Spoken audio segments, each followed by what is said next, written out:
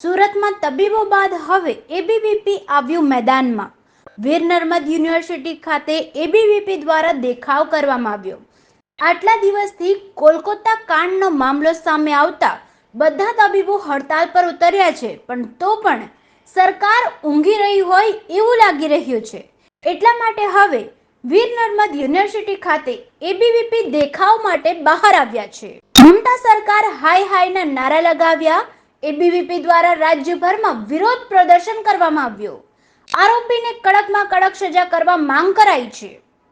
उसके चलते हमने ये एबीवीपी के संगठन के साथ मिलकर हमने पीड़िता के परिवार को न्याय मिले और जो खूनी है और जो गुनहगार है उसे जल्द से जल्द फांसी की सजा सरकार सुनाए, ऐसी मांग के साथ हम आंदोलन कर रहे हैं।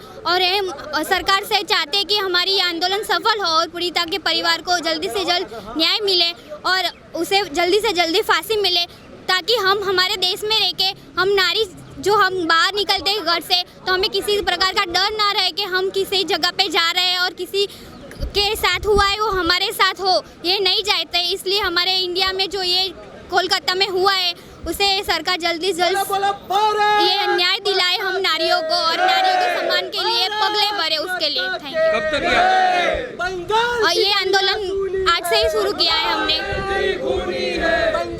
जे प्रकारे कोलकाता घटना बनी है कि ऑन ड्यूटी जो डॉक्टर पर जे प्रकारे रेप गुजारवामां आव्यो छे, तो विद्यार्थी परिषद द्वारा एक न्यायनी मांगने लईने अने आगामी समय में आवी कोई घटना न बने अने एक सफल एक्जाम्पल सरकार द्वारा प्रस्थापित करवामां आवे एवा हेतुथी विद्यार्थी परिषद द्वारा समग्र भारत में अने राज्यभर में दरेक जग्याए विरोध प्रदर्शनों अने न्यायनी मांग चाली रही है। શું માંગ કરી રહી છે સરકાર? विद्यार्थी परिषद सरकार पासे एक मांग करी रही है कि जो आगामी समय में जे पण आ हेવાનો છે, જે પણ આ કેસમાં સંડોવાયેલા છે, અડધા નામો બહાર આવ્યા છે અને અડધા નામો જે નથી બહાર આવ્યા એમને તાત્કાલિકપણે ખુલ્લા પાડી બહાર લાવવામાં આવે અને ઝડપથી ઝડપ આ કેસને ફાસ્ટ ટ્રેક રીતે ચલાવી અને ફાંસીની સજા।